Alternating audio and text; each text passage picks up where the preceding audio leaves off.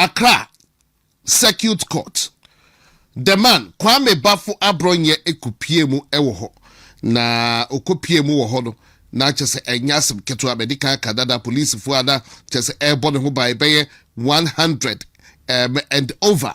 Na uhu se bia Kwame ni aso nyo no ana terrorist bi eno ensa asodi mu na wo hwe eye Kwame Bafo Abronye a ye de no era eye Black Maria mu handcuff egunensa na already CSOs ni bi Ghana for be broadcasters bisa question no say ade de ba asem da esi misdemeanor ehu edom enye en ye de Ghana sika epia eye police for nyina say Abronye the case misdemeanor ehu police for ni na police for no na this statement aba say empo so far zoka ono ne die eye threat of death on eye minority leader on eye anodom pre enana bi so far zoka ye hu no media me fa na ni hu no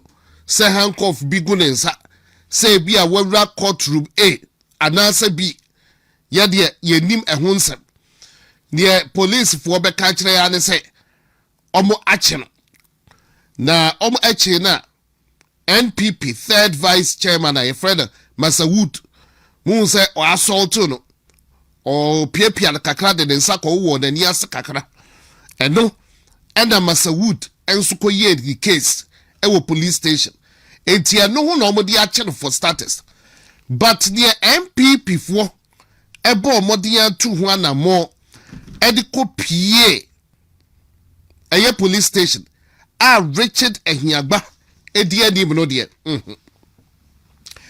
then IGP Ebeka ho ansem de yenim on share that officially entro krata bian command pedifo enu yenim ho ansem send no beko so ochina no beko yenim ho ansem but enei Kwame Bafo Abronye ekopie mu ewo court no yenhwe de esiye epie but meantime in between time demonstration change be eludu on the 23rd day of this month, September.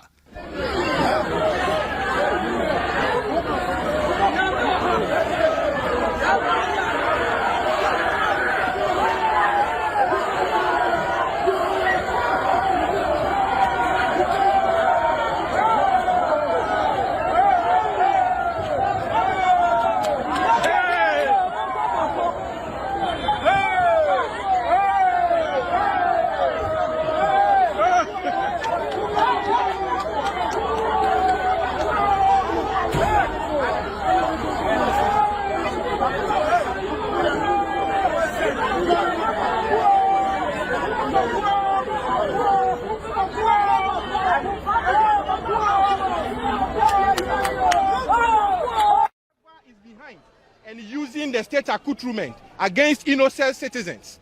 We don't know the person behind, but we know the people enforcing the state architecture, the state craft. And they should be worried that they one day have questions to answer as far as the use of state machinery against the lives of innocent citizens are concerned. Thank you very much. For purposes of avoidance, what was the court's decision today? Yeah, the court decision is that the prosecution prayed the court that investigations are still ongoing and that the accused person be remanded into police custody to continue with ongoing investigations. And under the circumstances, this is based on electronic evidence. Whatever he said, whatever he is alleged to have said, is electronic. Why must it take dates for the person to be remanded into police custody before he can continue with investigations? You see, under the Criminal Other Offences Procedure Act of 1960, Act 30, Section 96(4) clearly tells the court that the court should not withdraw bail as a form of punishment against an accused person. Under the circumstances, we clearly see that the court is just withdrawing bail against Abronye to use that as a punishment against an accused person who has not pleaded guilty to the offenses that he has been charged with. And a clear breach of Article 19(2)(c) of 1992 Constitution. But we believe in the rule of law in due process. Certainly, we have the instruction of our client to pursue the matter. And as far as that is concerned, will climb up and make sure that his liberty is restored. Certainly, he has been remanded into police custody. When is the next agenda? Yeah, for 2 weeks. So certainly, we look forward that we come back on the due on the return date. What was the spirit of your client? I mean, we saw him raise his fist to yeah, Mr. Kwame Bafo Abronye is a man full of life. He knows this, that this is just mere political persecution. Yeah. And certainly, he's hopeful that yes, his liberty will be restored one day. And yes, he's pursuing what he's pursuing in furtherance of democracy. There are reports he's on a hunger strike. Can you confirm that for us? Oh, certainly. Once you are being handled this way, will you trust that the same people handling you in a manner as if you have committed treasonable offense? When they give you water, will you take it? When they give you food, will you take it? Certainly, he needs to protect his life. And under the circumstances, the reason that he's on hunger strike. Thank you for your time, sir. You're welcome. The police invited him on Monday, the 8th of September. He responded to the invitation by the police, went with his lawyers, submitted himself to interrogations. Within an hour of interrogations, he was whisked into NIB custody. The question is, why would the police investigating a matter and has its own police cells decide to send a citizen who is being investigated on a matter which is a misdemeanor into NIB custody? It must be stated that our checks at the NIB confirms that the NIB is not interrogating Abronye, neither are they investigating him. According to the NIB, they are only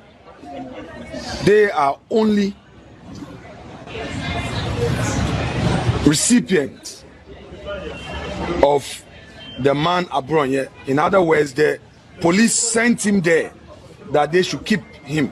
That is why they received him. But they are not the ones who are investigating. So the question is, why would Ghana Police Service claim to be investigating a person and rather decide to send him to NIB cells? Is it to punish him or what?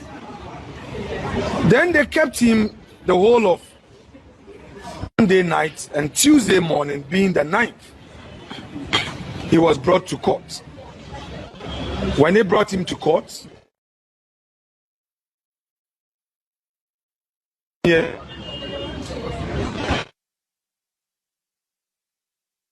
police insisted that they still needed him for further investigation. Therefore, they want him to be remanded into lawful custody. Of course, the judge upheld the application and remanded Abronye to be brought to court today.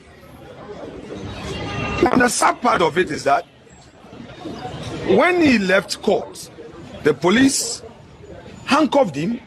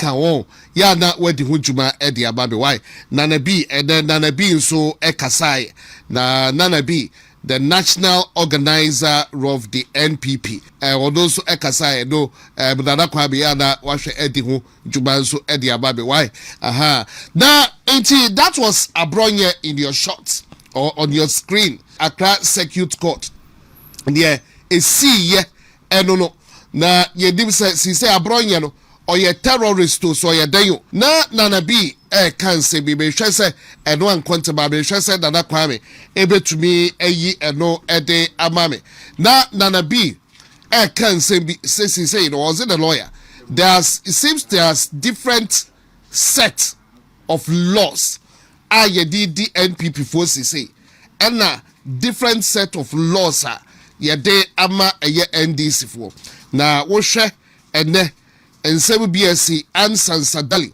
sa fake doctor idie na tese bepem ne ye to be jelly fake doctors bi but Ansansadali eti hodoma yenye no hwe odamodu free wo hwe eye nan say Ralph the citizen ebora eye hospital ho na tese eno committee asinkonya atun sa friend say Ralph brabe yiwa no oseben ko enemen ko chira before the committee and also catch no mo phone so mo friend also yonko ono no wakodi nsem no but anya ade obeba committee denim na committee to be aye ni hwehwemu e de awie na say yes so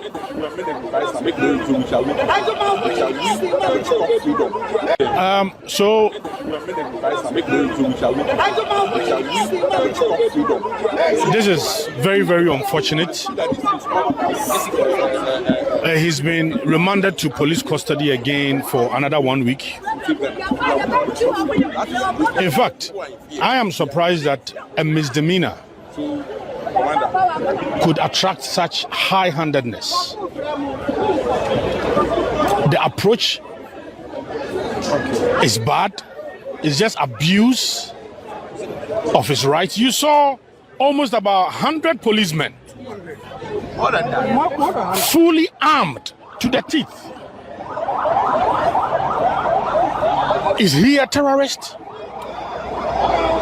Has he committed treason? Is he a treasonable offense? Look, even when we were in court, we saw of a news item where Sofu Azoka, who has actually threatened to kill the minority leader, he was arrested, granted bail the same day, and he's been directed to appear before the court on the 12th of September or so. In fact, we even have the constituency communications officer for the NDC in Ebuakwanov, who openly said that they are looking for my good self, Honorable Anodompre, and the minority leader to kill, and that they are after us. The video is viral. In fact, the new Patriotic Party officially petitioned the IGP, signed by the General Secretary. As we speak, we have not even received any official correspondence from the police. This is somebody who says that he's going to kill Honorable Afenyomaken, Honorable Anodompre, and my good self. And the person is still walking free. And we have somebody who's been slapped with charges which are misdemeanor, and then the person is being treated as if he's a hardened criminal. Very unfortunate. Very, very. It looks like this unfair application of the law, the bias is becoming too much.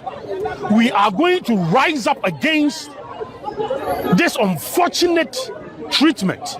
It looks like state institutions being weaponized to humiliate the new Patriotic Party. What was the explanation offered for the extension of his detention? The police says that they need more time for investigation, that is all. Meanwhile, in their own charge sheets, they had stated that they have completed their forensics. The police is unprepared. So the fact that they are unprepared means that you should be kept in police custody for another 1 week. Very unfair. That is just a reason. Very, very unfair. So in the same vein, then you have Sofa Zoka, who has been granted bail and he's been told to appear before court on the 12th of September also. Very, very unfair. We are of the view that state institutions are being weaponized unfairly, unduly, against due process to harass members of the New Patriotic Party. And we are going to rise against this. So the minority leader earlier mentioned that he's being kept at the NIB cells instead of police cells. Has that changed, or is still? They are going to take him to NIB cells. Asama see you na say police But no so enti nana being so eda wote de no enti afeyo marking echo court we saw the late Freddie Blay I beg your pardon Freddie Blay former chairman national chairman Freddie Blay so na che so ohobi lawyer Godfred Daminum nyina ene omo ekopie mu ewo ho na bi na NPP party for so eko honum na yede kai footage bi dia chew police for bo abronya ho ban na yede handcuff egu ne nsa akwa Black Maria yimu ene enyasem keto akra enti ene na awotwe ene omo ebesa friend bio ewo court police for say omo pebre no mo de aye nhwehwemu nti on the 19th ene omo besa friend ewo court obo de no remand na aseba eba ya de say omo eye nhwehwemu omo wie investigation enti obo de no ekwa akoshim say bi ono na ebebo investigation say dey na besi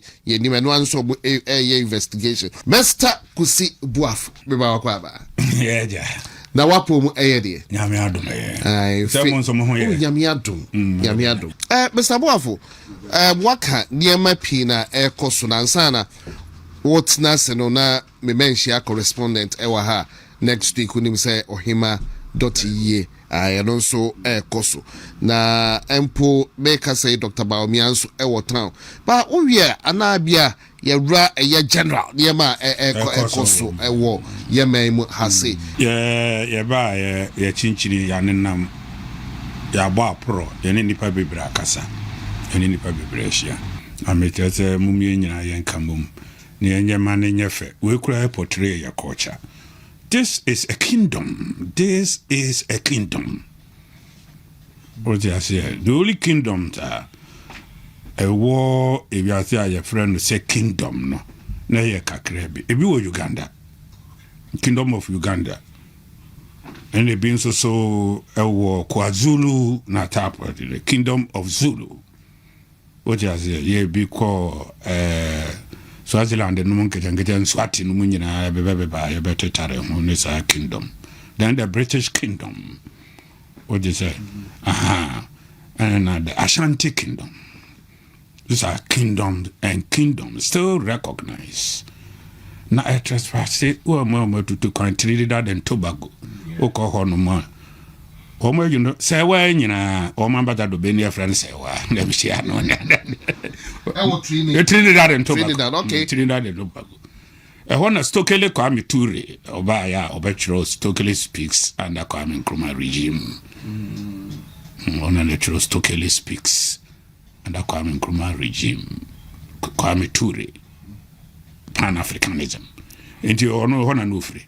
Into one Ashanti no yeah I say yeah bekwai omu ya bunabunu ankasa Trinidad the hormone ni Tobago uka yiri nyine boma Asante mi that na now to kura alcohol yes madam fu bi wo or the details in every mi sana number yeah okwa you will find things for yourselves.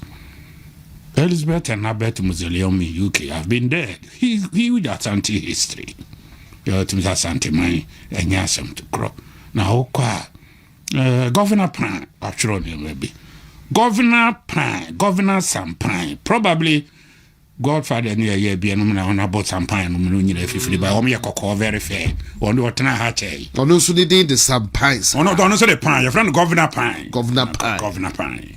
Or no moon at Pine, who flee by a free coast to no a hobby, which is ya ubi. What you say, Disoso, dear Brazil, trade merchant on the Togo, and Roberta slaves. Then afraid of Disoso, and then I'll take Disoso. Aha, Benin, Togo. ɛhɔ no obufreti the so families wɔn nyinaa by around the coast and so hwɛ mu Elizabeth and Albert Museum or one and a woohoo. Now, maybe I have opportunity to go there to read a lot about the Ashantis and his animal. Yeah, me who near me be woman and near me who are me quite mankind who describe Ashanti as very shocking people. I'm near me and catch a man for a do on Bubete Yakano Kre issue case Ashanti too much. That's not everything I would tell them.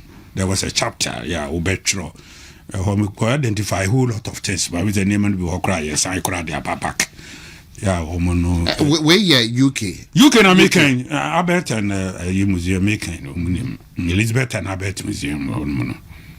So I just say, to Kwa Ube, Mikura message, say a whole lot of things. Yeah, I was a coach and a cornea cofaba. Yeah, no God in Gorgeousberg and nominate I didn't bua and it's been a Wellington boot to nominate I didn't Nespecia no ocean in your say in your baby Gugana. Near the showcase, near tongue a man phone so a behe. Uni culture, uni year, untimi history, untimi attracted tourists, untimi attracted tourists. I dear neha what you are saying? Yes, so.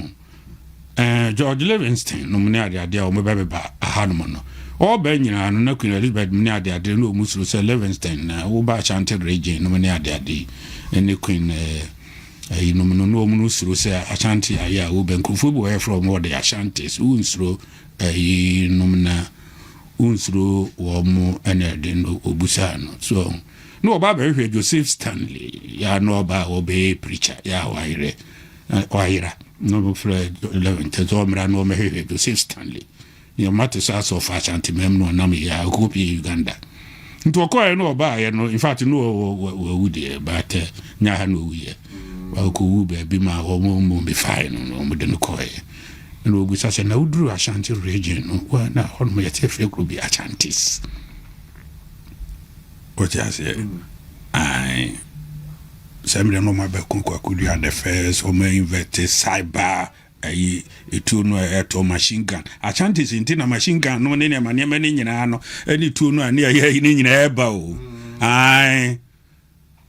So on the canon nominate the adrenaline because no more fighting force on the bruta. The baby drew no, see the media man. I did not look to the right, I did not look to the left. I went straight into the crossway. So to a mobile, Ashanti during the war, prempenum sort it is a dom cocoa pims shoes, and near the adenumino. So I just say, Omoconi Namha me to a mobile. And my prempenum and the numbers are you holding in Ashanti for 2 hours, Moco Africos. HC woman ko problem ko pie salelion HC woman ebi ni hofo ebuanye no mani ade ade omokoka ene inumu a obo ebi tin ya ti atadefo no bi wo Africos no so ati asie nti mofo no duro na mofo no dwane mofo no duro no mde dwane ko pem se wo mokoko free se shows no ne mai no mo Richard Indian Ocean on no wo mdo wo mokoye nti akire no a wo mde prempe no wo mde ne ba back no and being in line, no. A free labor hono, run about to hono. A frocos rolling in you almost there. As a quasiche NPP communicator, of Fridata, you know. And this all take quasiche numeria, they didn't be featured this history, quasiche numbe there, you know. My reading all these things. And to be send your man, when you home in I almost there, a fro lawyer prempenum. Afro Cosro, former Love FM, nominates Allah, when you know, Kitua been a betremu, Capole, nomen never baby by ye, and many I didn't ever cross so lie, Hodman. To say this and the Abbas, see when in Yano. Omodia, a hormone so omodia. A lot more, and to be who or Mone IGP, so Chi, so I'm the IGP different Chi. I'm so quasi Bussian, you know. Yeah, Nina will be who. These are people who were there. So, gradually, I can tell you honestly, Ashanti has history. Ashanti has a name. We have a rich culture that we can sell near marketing. Oh, I did be a me who had the Nansen, a be a make for so any opportunity no may describe actually Ashantis, whether that can be possible. Could be changing the economic fortune. But I don't know whether that can be possible. It's only a suggestion. Me dem yakora. Me bia manon na passem. Me call Greek Acropolis in Greece. Ona womo free prominent person, prominent businessmen, academicians, womo achieve baby. Womo mausoleum, funeral grounds, Kesiepa, including Archimedes. Womo nyina Socrates, Aristotle, and this Ancrophone nyina we talk. Ya compare ye. Enti Greek merchant be your friend Socrates Onassis. Ono na Kennedy no American president be able to no ya okoware no. So Socrates Onassis elifunu no ankasa no ebeji ebisi ya okase monkope o heda koware American first lady no. Seni kuna wu Kennedy former president and what den baaye. Waji body ne baaye. American ni be person okwe body no. Inti Acropolis in Greece yanko strike wo e se om constitution mo. What break Greek economy by 5 to 10%? Because of a patronage, nipe babewe. Because legacies and legacies. Ubu ohu ane nipo ubikura sa hani si nipa uwenyi. What you say? Enwa no. So he nipa boni ni sa diania wasachira. That was why Osama bin Laden was not allowed to be buried on the earth. I didn't. Obi huna eri asembeba. Tikubusa nipa bi wo hono mu a wa wukura wa ni bone naso usuba besesa. Ana wu bida. Wongu sa nipa no wongu. Asante great history no chere say Asante king there wongu ni din no ebi abodi no na ekode but the soul no there it still lives with the Ashantis. Until or from all political angles, a lot of things can be against them. So many things can be doing, but the Ashanti kingdom remain unshaken. Unshaken that kingdoms be fairly. What you say? On one was tula a friend of gold. Yeah, a friend of gold. What you say? In the horn I don't know if it you him me feel say the be we near fasa rich history. Ni na me bomb cancer and kayen so so mausoleum no yenya bibi kasa. Niema Ashanti region ha omo ebebo omo brayi. Ebi akusibu afọ ma bomb brayi bi adafe na me bebo. Senso ma ba mu retwa mu senso me nya adio. Ni asere busu ase bia ye pese ekusie no mausoleum obi. What you say? Na dachi obi behwe no no osua no ne papa ne ne bone ebi oye bi papa ne de akai na nke yenso ye na nanu mu ebi again culture de but obi de adishie but yenya wo mu nyine ma won befitting barrier including great businessmen, those who were selling academics, in media, in businesses. What you say? Even religion mu yo mo abuasa Bishop Kwasi Sapon no musano and obi no mo so ateme de na say na nke akwa akosere ne ahemfo no so akese na obenzo ya do mo aba so because be afia who say me nkase bia na na o say to bia wa kode but naturally this is a request bia nke nya ba bi ne de na ya me wo ka kire me say ya na King Solomon o say to ni mausoleum ni na kusibu afu metu ya 2 million, 3 million, 5 million. No one cover no one fan who history and children and man and nana no more. Me I will pay. That's a metia called Royal Albert Mausoleum. So it no say not to say I am come na. Egypt ya uhu baby Egypt no pyramid no money ade nyina o mu mfam ani ade. What you say? Yes, to Christo, Israel and it may profit over 38% from Israel. Tourism emanating from Christianity and it's an emanating, be a 30 to 40%. So, me then I'm a cocaine and to baby will be a so called Golgotha. What is Golgotha? Jordan. Baby, a boy is what is Jordan? And maybe or what me can't be a Christopher Abemu and answer Minka and the Guziwa for Minka. But what is Jordan? So, but when we didn't in America or they said they make Abano. When we got the Saudi Arabia, it has sustained Saudi economy for several years and some don't be discover oil. On a desert, a dear being trial. Yes, you can we be a more body so about. I feel no crambo for a coho. Engineer now or near do my ban near the Abbey Rich a culture near the Apesica, tourism near this cabo, and no Akatinsi so. Yonkobonu spray, Yonkotunu galamse, and say use you. Any no daho in perpetuity. Kohena kohe pharaohs, and now my greasy for coaching so Macon Alexander the Great, tomb, any other there, or Mede Baba Bejiska. So I just say, yeah, we move bodies, and yeah, you move ko baby. It idea be a honor map. Naturally, I must tell you, sir, a boy. Indiana nanum in Asantehene, Ghana for inada, all other cultures, and their main can Asantehene dear, by entire Ghana, we are seeing Nanya. Muma yen showcase what will happen in the coming days. Yen French, we are seeing Ghana and Asantehene, Yensusu, you will be. Now, Ubinim, maybe somebody will one day read and talk about it. And ye na ye may be besum a de actual rich history, a de rich play, a de near mebia amount for and so beton we are saying no magiatum said the yenina ye see na yenya sumdwe ne atrase.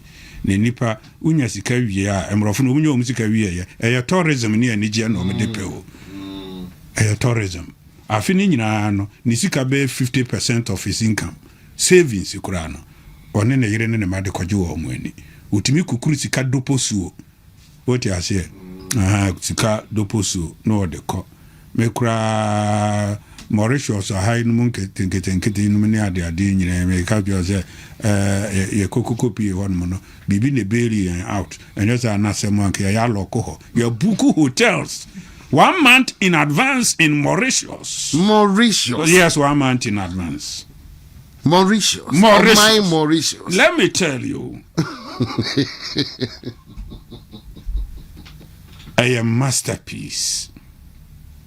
So what the ABA Tunisia, a part of Johannesburg, no Kakerebi, which even though in terms of peace, near the MA, and as it shows, and Cyprus, Ayanapa, on no head under Cheshire, and the Arab for ye or Qatar, ni Dubai, no, and a year.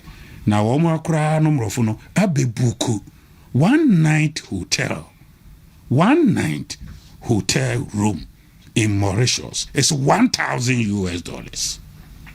1 night. 1 night. Te hanu rough 250 nominate 200. Ubada bonte kura.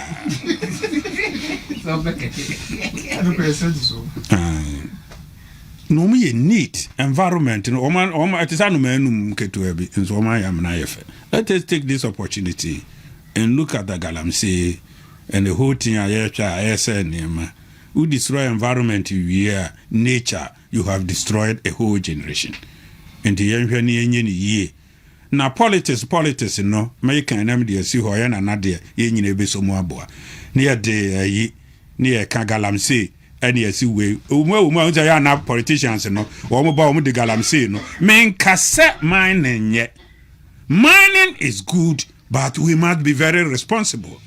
Are ena nanom ene yebehu gold kane ya metu gold coast mansa musa nom ne ade a wo mo ba wiase omunye sika nye gold na no de nam Nubian nya the first gold in Nubian baby Moses your friend Abraham no ko ware ye no nya ho no na Abraham ko fa na yi ni ba ya wo ho fefe no nya Nubians nya ho na ye di gold chain eto ekomu gold no e ba ya che o. Now, you're irresponsible. Gold diggers. irresponsible gold diggers. A generation of irresponsible gold diggers. Obi can home, politicians can. So gold for you, I mean, can you know be at them? They finance politicians into parliament, into everywhere. Who you are free more, parliament may be empty. Nakas will be and kind parliament may be empty. It definitely is a gold digging environment. We be at the promising and crowful. NPP, you can. We tried, we were lambasted from all angles. EDTI. A bass answer so the wallpaper one, no capitalize it. No, so the poor opportunity. No, NPP lost significantly because of the gold there, you know. And we crowd the example to Yabama were too responsible. We could showcase in the one man also say when we obey lands and yes, forestry. Lands and natural resources. So no one the woman ya then woman did it. One by a cocoa seed there. Dear politician can you utia ube tuti. A lot more. Politicians is only about 15% in a media media. The remaining 85%, no. What is here? Political gold diggers. Political gold diggers, Galam say yes. And no one would be penny seeker. At the eye. And I say, politics, Mrs. Oko politics, you know, Yesika, who say tam. Now, you see, it's easily gone, a dine nubia. No need history of wealth. Said now was Ikada than Adebaye. And our family no a history of wealth. Near dear Jawo. Now wa ukura unyuma and wabe pe. Now so what to easily go down while you way. Now your politician you nimu as a teacher, as whatever. Ya you nimu say we share to bear 9 pe na Adeba. Wabobo na doa down ho na this so. We your word you who be here. Now was an man and to national service in Nibi, what taught down airport residential areas. Hey, Ghana for politician bet me a proof for chairman say no ni bibi dada no was an man no nya krom for. Ombra me kusibua for. I will prove to him he is a thief. Oh, so be a baba catch remoda say yes declare your asset. Declare your asset. Politicians better bet me I declare an asset. Very few. Ghana for your system wacho. Muti wana politicians and nefe na mi mesikani and a wunya usika wo he. U history ne he. Do you have an identity of wealth in your family? Na na over politics. Now what's our identity to be? Nana na muchichichira kusie ne nkrantia call the cheno. Namu amuchichicha le wate ne namu amutuchi taxi. Ene nane namu hono mo munyina modye da matu sira yokogare ni enyina esa line eti. And this is what you are saying. I'm not saying you can't make money, but you must be decent. Etiya sanity na politics enya akono a ene aye money matters. And I am money matters. And the can NDC, and the can NPP, no san, no san, no baby by Yanua, na sata for Chaliwati, and the other Tawato, no more than a number de and you been you. Debbie. These are present day gold diggers in politics. Share.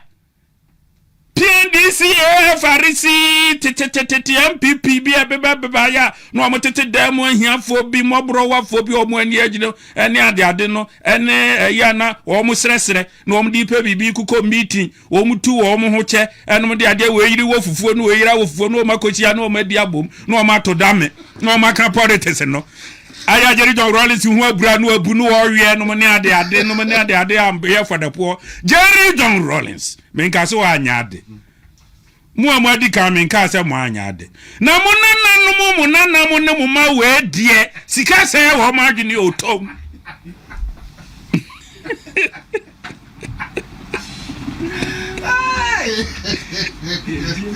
Sikase wa margin. Sure. Ye ni mani take over free ebete. Keke. Ye we. One a role model now in politics. Very few. Yeah. Do be sure be once a money. Kasaben ye free and crop. What are we doing? What do we say? What do we tell them? How can we demonstrate to them say ye janepa e di amawo? Etinam se nyame Yesu Kristo so ba yesi book bi ni atworo no wo mu. Sa book no ni generation no a wo mu di yachi no. Me be yam ne ba ye ne di machi. O ne kura me testimony. Me jina wa so be papa kromfo ni e ma ne nko hell. Sa me kromfo am papa we na kire me. No no so ba ka bi a kire no.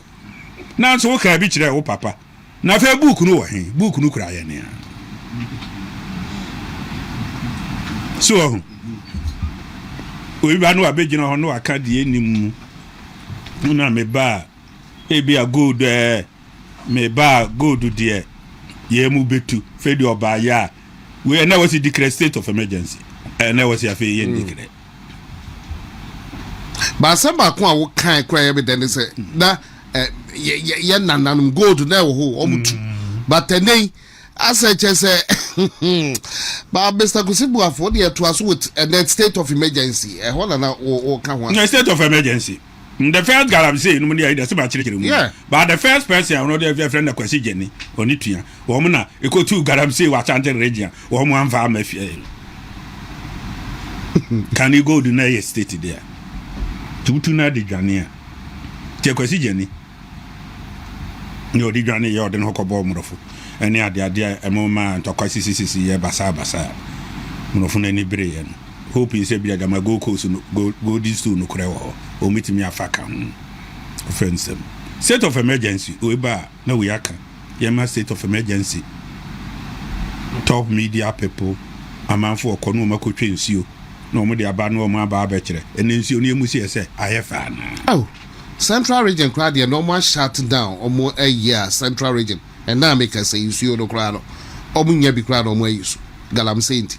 Maybe very important, so significant. Maybe about unumusio no nya yare. Ni nyina nya mbo ane ye pese ye de boana ene ye no ye ni abere ye pese kana ka ye na he. Unye sika ka sabe e ma to manom ne ya nantu ene sa ne ma ne adan tantan bia ye ma ne na nanom bebubu ato aguo. Ye wo mo tan ye pre de na de no ase udi yare ba ko ade bebre no wo ka be mienu kura no entime hwe no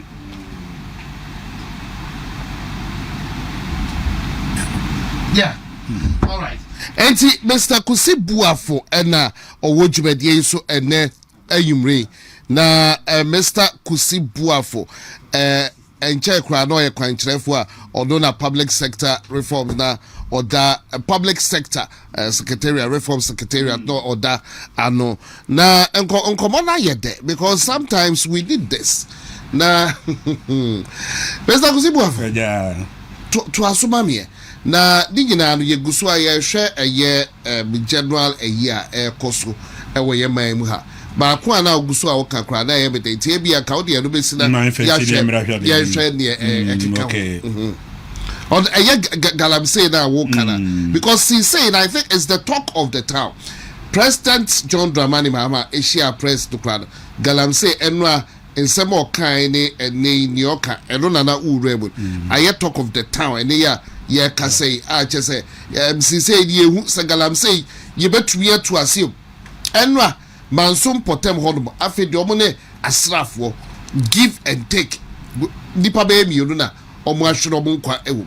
Is there hope for the future? Go do ye mojasem na ya present generation no any leaders ni ade ya me Kusibuafo meka ho ye nipa de bika ho nimudia ya ebenum be di president we yaso no nimudia ya de pesa gold no ye ndi eti edi kwase ya kura na nka osi yetu ka osi eja kokko said ya nananom gya hokko ni e manom nkope nimudie metu na da achi wo madi ya nananom what you say enti na mse ye political gold diggers ya pen 10 I mean, can't you say 4 years, you know, I did my politicians, you know. One no, you buy no penwano, no, I shall see a baby obedidi. But Mr. Bob, when you decide which they be a war and for how employment day and who call the banama, Sadi we say, you know, Eba. Because Edna. Would here President Muhammad and Sanine or say Africa, Oshakra will give up 4 million Ghanaians. Yenya alternative a Ibia and Famao and teachers say Oshafe or Krokro a year Galamse don't answer. Let me tell you, where is his 24-hour economy? There are 7 catching them. Oh, yeah, we be a Juma civil service in here. I say, where my main country Ghana must grow 7.9% to 9% consistently for 10 good years to address problem no kind.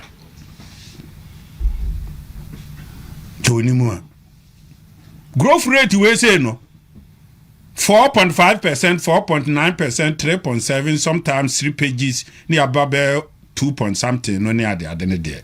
It may take about 25 to 30 years. And sana ya address problem no see da ho no enti kwala ya be san wo mo free sa mere yi nyina no what me de na se wo mo so de be ye carry forward problems ya wo mo so ba wo mo nya dwumenye enti ye compound problems no enti obu okura wo ni adwumaye obekọ akofa wo ba wo ni adwumaye wo ni career ene na wo akora wo no so da ache Wobeye tosum any problem or two we say into ye triple problem no ye compound no it's a compounded rate of unemployment which has become generational and eternal to the work and there afi na enti onipa no kodi nsamoni ana now what we need to do ne say enkwara no so ahunu sikadi woman who afefe de ena me be o keka ntem bebre afefe de no onim ka bia din me heda yimani anu abodi we ni afredi say we ni afredi say so me tam na me nyesa definitely omu hu ni emadi yeah mo o mani ibue ni ibue no ekoye social media ekoye we tinan wo mu de adwaman sebe wo mu de brabone wo mu de niema ensem en wo mu de tetare ho into ohwena ne maame ne papa no ye and about 70% of household are break it down omuntimi hwe nkwara into nkwala no an offend for themselves no wo mu ne nam ti sempre kwa yaja wo mu agu bola so we ya no afa ha into ne oba nsuro se wo kwa akope be ma wo social media ho no wo mu pe mema en wo mu nam en wo mu mfa ho fe wo mu nim wodo aba tiesi enti wo be war free sa amre yiko de mema wo mu due ma no be war wo mu potentially uni sika 90% aware no begu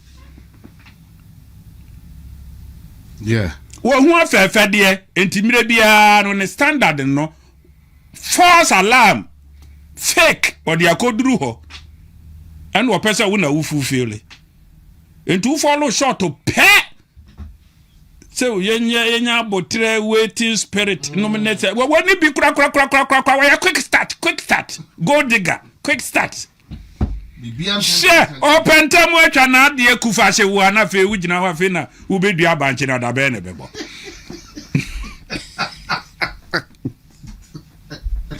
enti obefa brabon na ikwaso me ma no so kototo chacha no anedi wo mo a na ye yi we nsu koyese ya na ati afa ha wo tim no mdi nro bone no mo de afefe fifam wo mo de akoro no bo no mo de afefe fifam enti na no problems no de wo ho I must be very sad no ya dwen no so e de ba ye na nanom no no mo mpeni sa o nya sa no mbebo mo bra.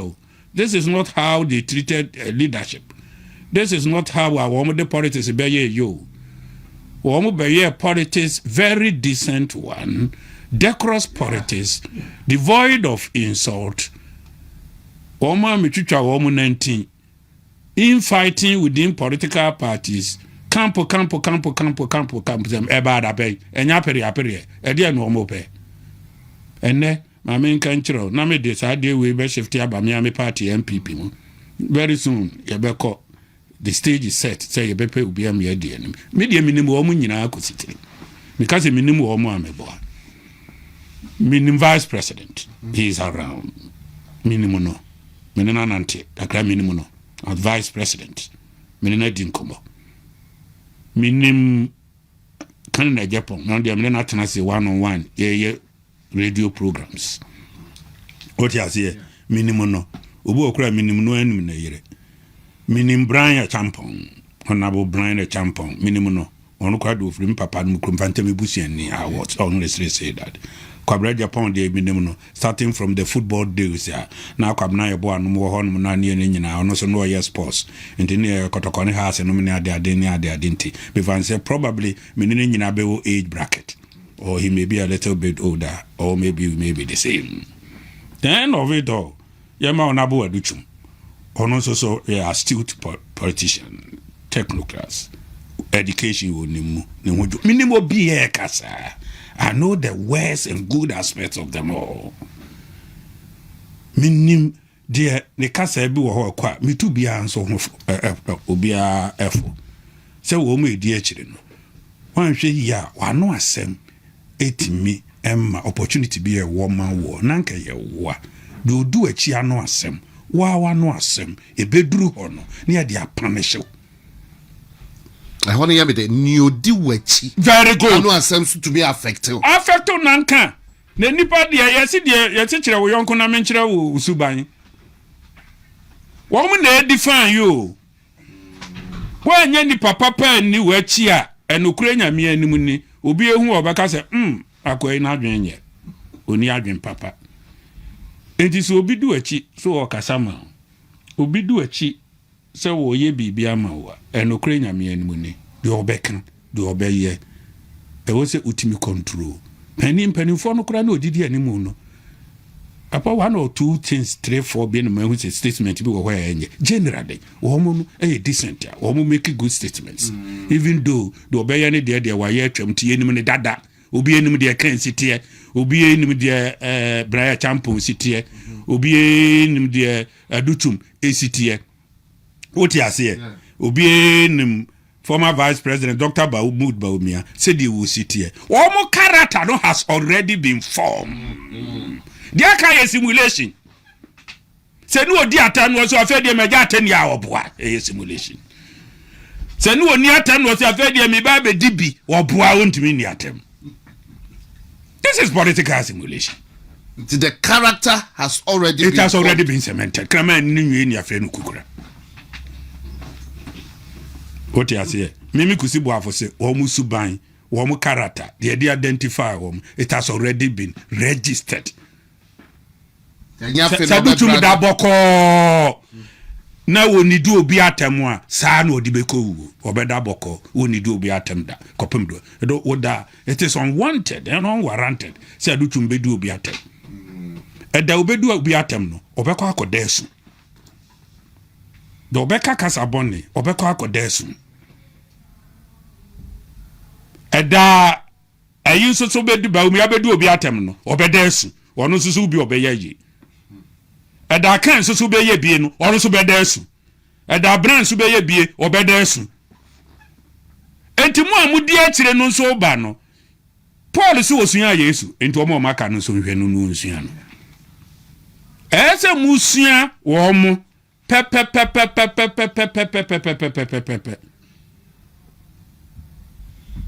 Untimi nkase kusibu afo ti say ya. Let me tell you honestly. Say the kusibu afo metia sa na me nyina atie. Me be wi ase me wo akwara wa bonda. Uni mungu mada in my life. Me metimi aka honestly say me magure ni mungu masene me. Me de say na akurase na me firi ba yenti. Honestly ni me bi wo ho ma hu ni ntem. Omusua de omu hu ni ntem sene me.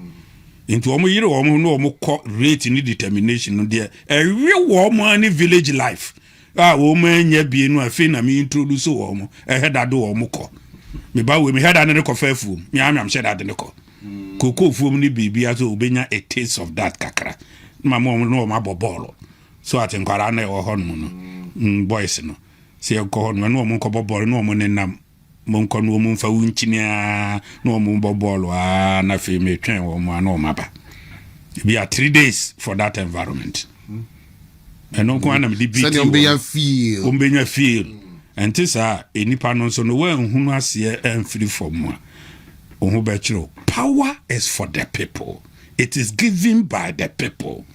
So if you don't return it to them with respect and dignity, they will become rebels. They will rebel against you. That work against NPP in our election. What do you mean, ma? You free one them. And yet, mu. And on a panacea, apart from pocket of immoralities near the idea, even with the dins and money, no microphone, no basa, no ekodiago boneno. Generally, ya men from yankai ya nankasa yankai baby you free ye free yankai atoyem enti bebre personal interest is supersede national and party interest no enti bebre hon ma wo ka say NPP nti no oba ye eye no bottom NPP nti no oba ye eye only some few people afi niema basa ene yete ho ne ye ene di ninu memua no hu say yedi agame we si yedi agame ene creative factionalism na fe mu checheche we kodi we ye chi se be yo benye bi atafere ye enti de wo kɔ no wo ti ase ye enti nsɛm ni bu okra obu ho a wo ka eye ne yapa so wo ka sa nso so wo ka no onya bibi die so enti mu amudidi akire no mu hwɛ yie wo ti ase ye wo mu amudi wo mu akyi ni de bibi ba wo mu wo ba bi fo na mu amudi akire no bo bekɔ he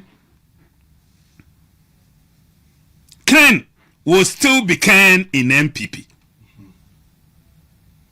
Aduchum will still be Aduchum in NPP. Brian will be still Brian in NPP. Kwabena Japan will be Kwabena Japan over the years. And no more Kenya. No one will say the city. No, Kennedy will still be Kennedy. And one more Brandy, one more brand, one more free muda. I told you one day Alan will also come. Definitely. Obeba. On to me free mu. Ada Kwabena Japan. What didn't happen? One more beba. No ma benin who knows?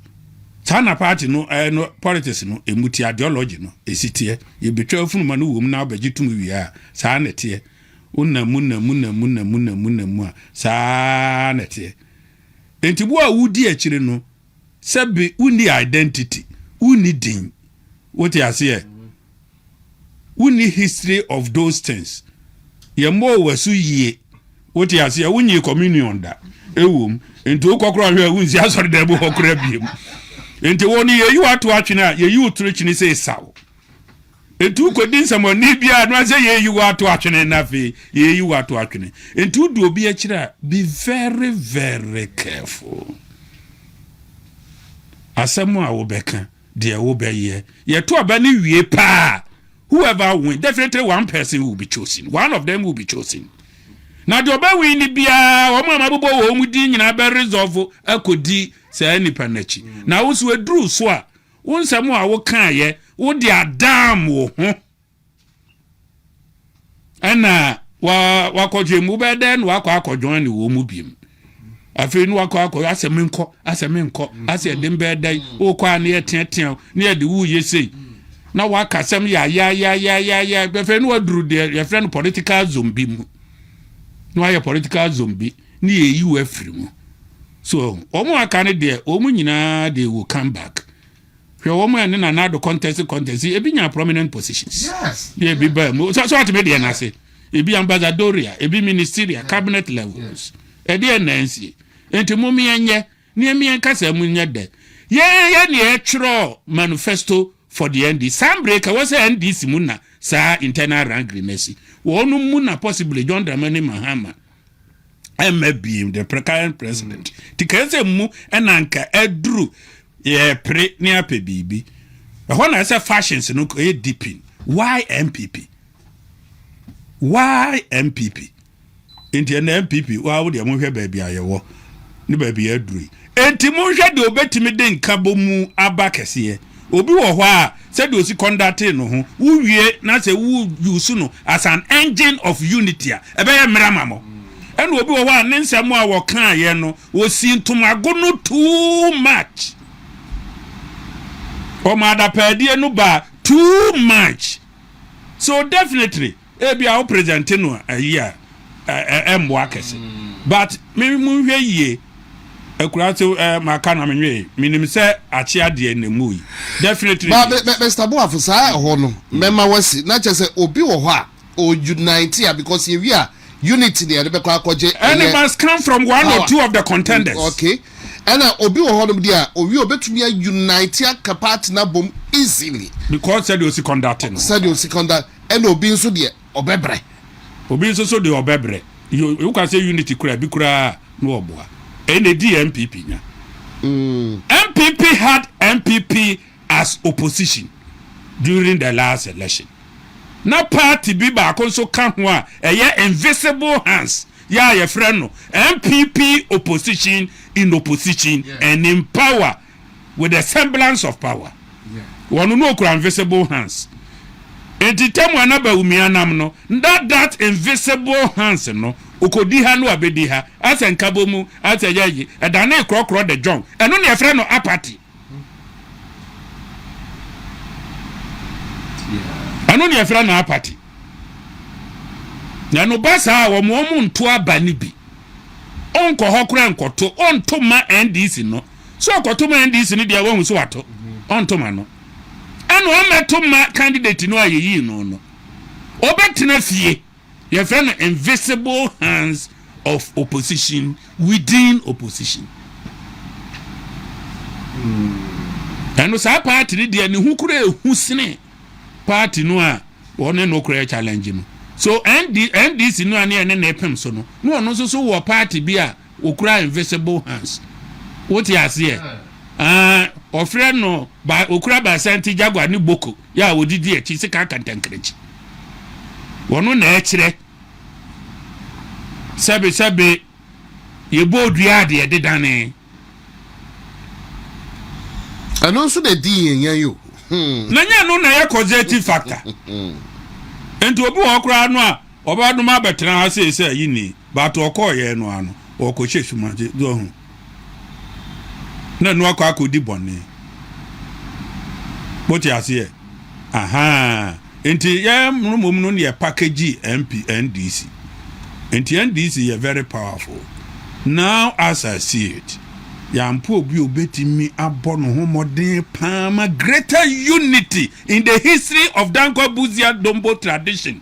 Greater unity never said there ebi crazy that ne was see this time within NPP.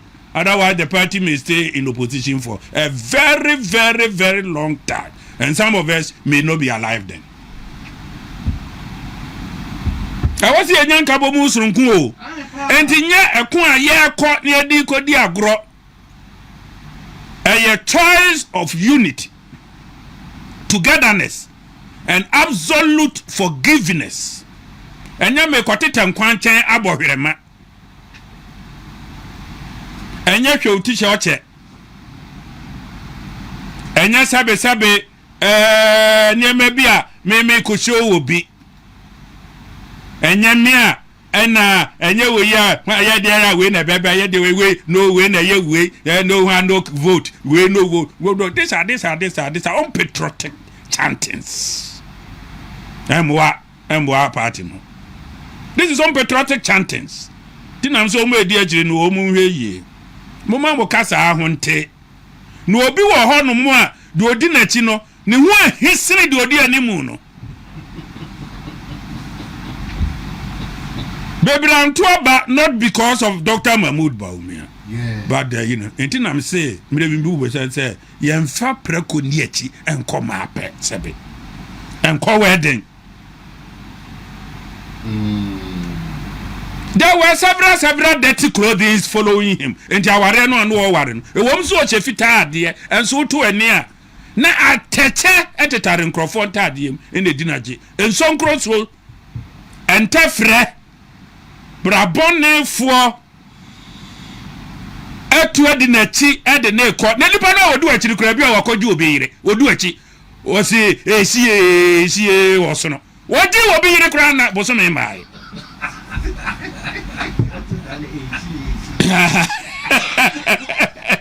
do odu achi ne nipa na beto abama. But Mr. Gosa Sado, so if you are so your leader or Pamna in ye, or so your penance. A leader must crack a whip. A drum maybe a leader must crack a whip. A drum maybe a yes, Christo, a drum maybe a cobom bayen. We know more domukoye, and Yami and Sape. Not one more macan or book a deba some natural. We don't want more far. That is how a leader must do. Nyababia, you do obedient chico.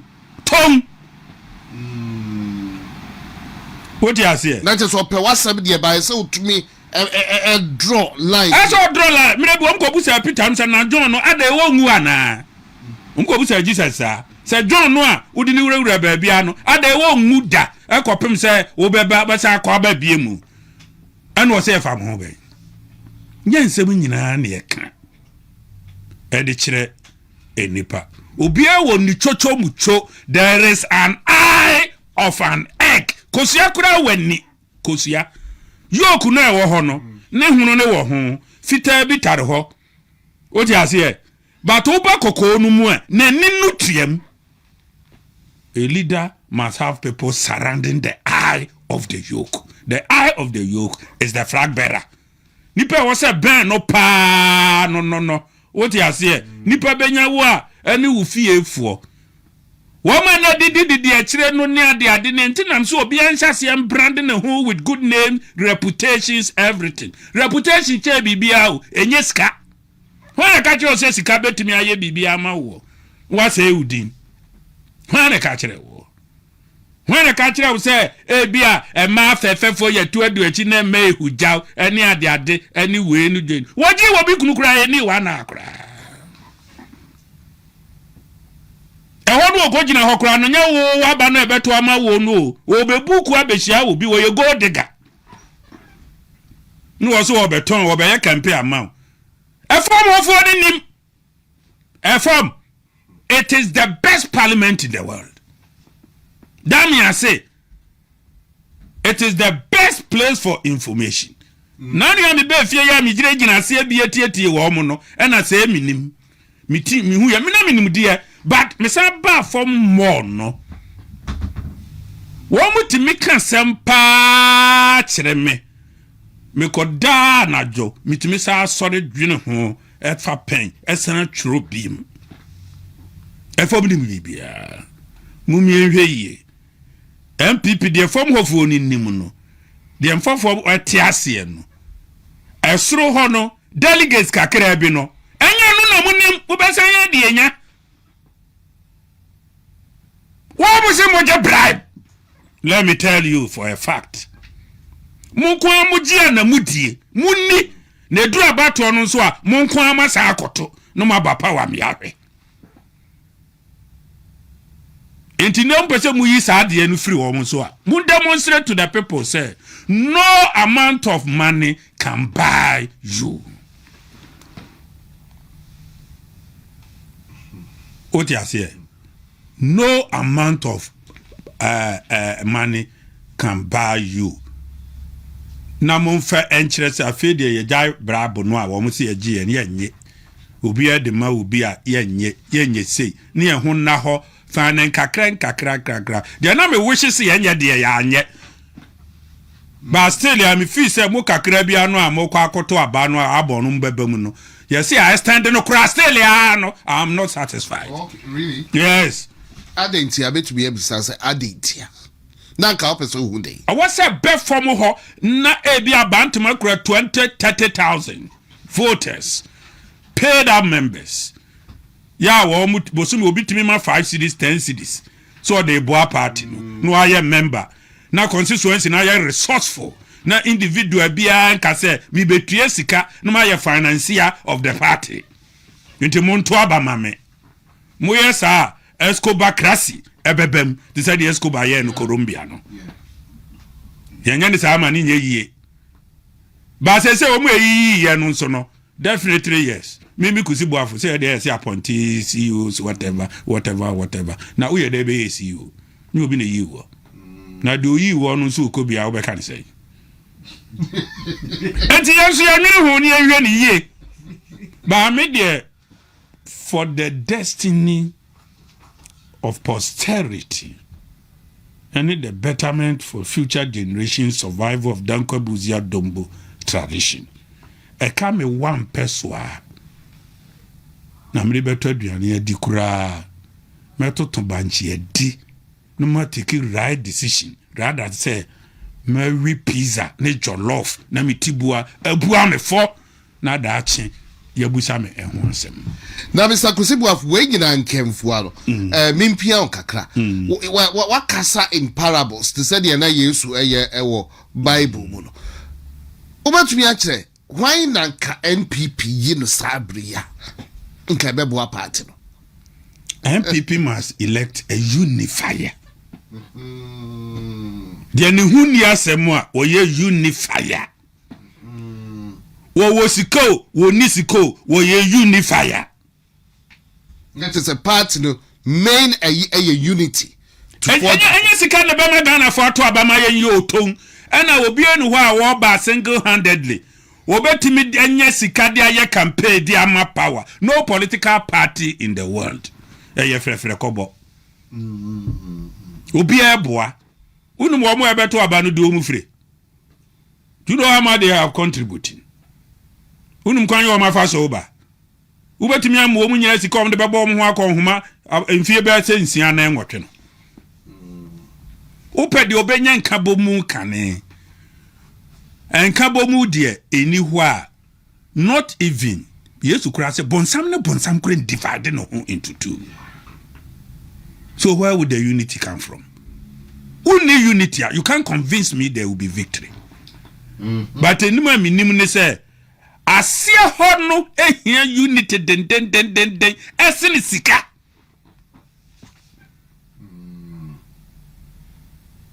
Asia ho ehia unity. Ana mamen kan kire mu say Ghana ha obie ni siko ton politics ya frefre kobo. Financiers man for na buan kakran de ba. Ye wode odi sika beba. Ye wode na ho odin beboa. Ye wode odi nimdie beba. Ye wode obetetaru posters. Ye wo bi anadwo obebo tonton santan. Empokura de obesimu niema. Woti ase ye wode obecha tade no kra kwa aton party no. E wode obe ofa ne dan. E wode obetua lad bill. E bie me ka say wo mo etie. Ne bi afam aba ne bi nso alamba semi possibly. No, I don't think so. And some now can. It's a nipa ba so say me na me di sika. Definitely no. We answer party be collapsing. Obi odi sika kura be twempo bia no. Me I hate a person who idolizes himself with money and wealth. Let me tell you honestly. I never portray myself like that. Not that I hate him, I don't like him. If I do not use proper words. It is unrefined, it's very disgraceful to become obia or building a validation using wealth and money. I don't think like that. I think on pure, genuine reputation. Yeah, but money makes the world goes round. And here be you know because it disgraces. It is only a small input. Me what is say Kusibuafu? Yamenam ye didu bi aten kwachi Kusibuafu ye kodi we atam ye koye we say koye. Baby eni ho am me dini any kan ho. I start. And right now we do ankwanta. Ntin ma na me call restaurant bi. Na unfortunately. Me ko tu bi wo. Me ono beto me. Am no me be ya na say ne nam sa.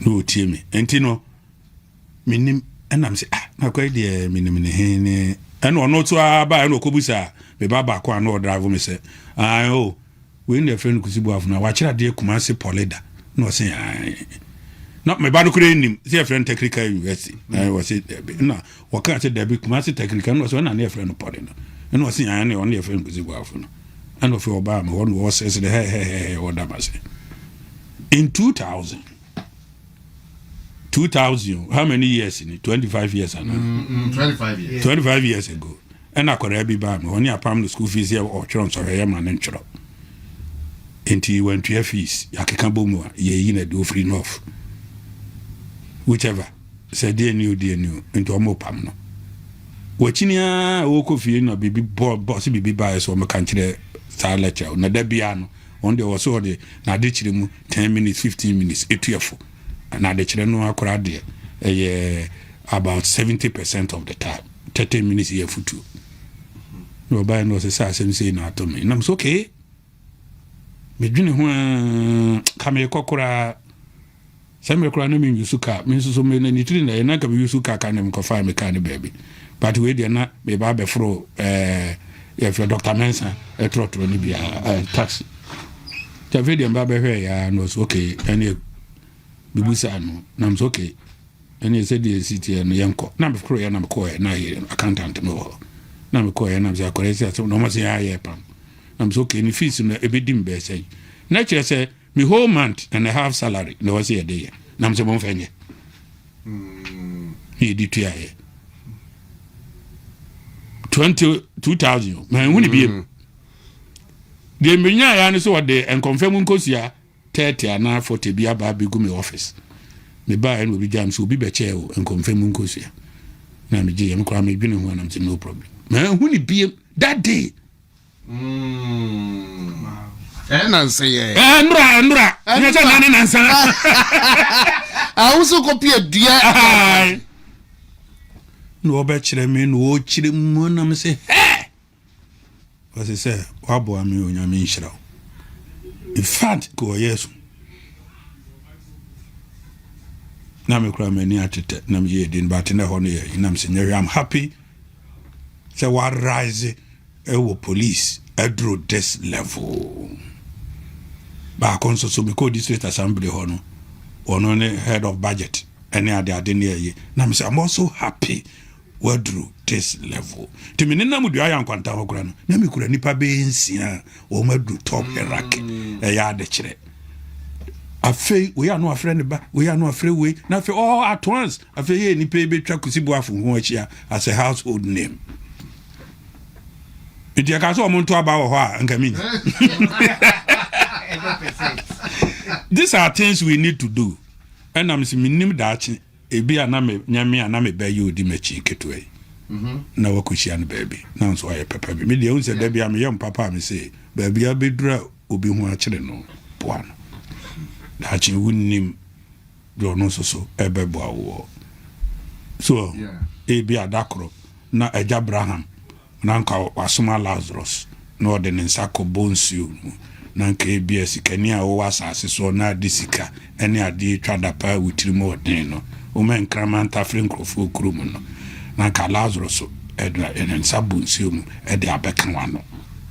You don't know when Lazarus will dip his hand in the water no a drop ewo tank so entisika yemfenye yi eye input eye process of money ni nyire ko wie good reputation enti na sika ni to me yemfanhye sabe kwase ansa sika to me sabe misremeka emfanhye kwase ansa da.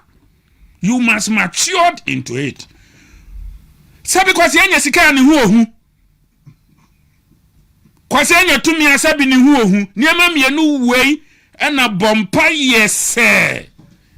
Sabe kwase ya wonya bita. Nemu wonya de odibedidie.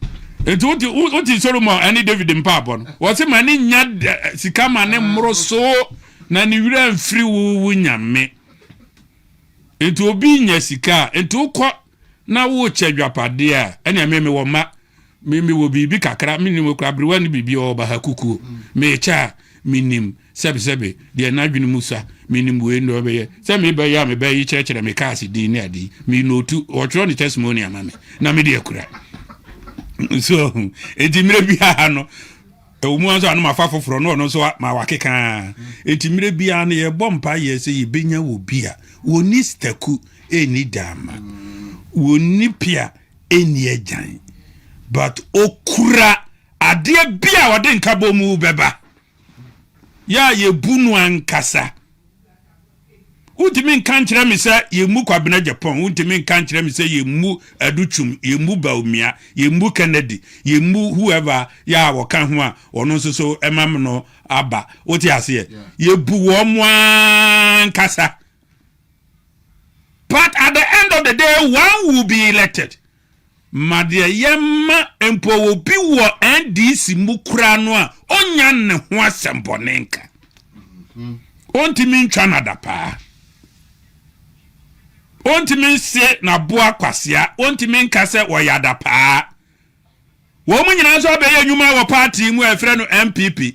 Yema de ni nyuma dia ebeboa generation upon generation and generation yet unborn no be etimi akase enam we ba enadwuma wo boa ye ene bi yesi obu anya sika na ade be ma ne ebi nimde me papa de mi koko nyina eche me a kenne ke bi akate asiso ebi akamarin sewu wode ne nsase nyina eche me a but o che me say kwabena kusi ubekọ school no akọ class 1 at the very old age ya waba kokora papa no anyini pansan no wo me wonu me ma me nyina wan se die sitie no eti za amre ba bi odimi duru ye ene ade me gidi se no so na abo anya me sa ankenye wan se die sitie no ene mitimbe tena anya hwekura mitimbe tena timi kasa mu obitie krobi a meduru su bi a medini wo ho oman bi a mekosu bi a o munim kusibuafo me ko social media me hu kusibuafo ho. Sometimes baby anywhere me na mo ameyira me so me say me papa eboa me and this is what I must also do to ensure say sika dodo enyansa nim sika nya dodo asebe enyansa ni fie enyansa ndi akiri eye muso eyuwo na nyankwa emfa wo nko baby a de ma do nyame nhiramo omo mo ho ban sika dodo a nyansa nim eye muso fie nyansa ndim eye muso Mr. Fabaskusi Buafo wish say ya opani ya tabra. Why? Oh, Monto, they say don't talk about me. Say remember. Why is scarce kakra? I said na na me ko. Oh, okay. Me say ya fam. Me say ya fam. Me no me call pension. Immediately I entered into politics. Me call pension acho. Enti me numu nyina no me ye ngo. Yeah, Gary processing. She told me me mboa me ye mbibu ya madome koko madome cashew madome madome anka pekura me do be don board ye me ana me do me duane ya medi uba me feature say ya uba hu se nuane ya medi vegetables ne ade nyina bi wo me nye obi a sebe me ye kwadwofo no na ma me de tete me papa ka kire me say so one for put me akatua anta duane ya mu bedi for 5 to 10 years ubesi dan enti ade ya aduane a ubetimi wa ye wa ade eno ana meye medua me bayire ene sa na ema ne nyina enti mafato me so afum no mankwa fumu a me kokko nso wa humi a wonso me bayire wombo me kachi wonso manka nso wonso me call politics mi hunu yi se na ema ne nyina fi mi sun now that I am back I must visit them very often. But me pembre no mabamo. Aye. It's here that yabada papa. Why? Me damas. Nyame kamo ho. No mo ho ban. Omma mu nyansa na kwa kuchira wo ba se odi be mani sika de wo be mani fie nyansa eni nimudiansa na chire sika enso so aba. Fie nyansa ni nimudie. Aha. Na fe udi sika ata ano to na fe wa hu se de besi ayusu sika onane wudini onfe ntwe obi poa obi teme de ka kate me ka akora no yesene wo enipa wonam ho wo me ka we obenya bida wo ti ase aha obi betimi de fie ajo ka oyire obi betimi de ka ajo oyire sika fie bi enso no animu nyansa na ye no me wo ti ase sika na wunya ema sebe Jimmy ne nkwase akuko duro bia ubeye bewie na de anu nkwase na ebre wo nyame nhira mo no mo ho o hira won so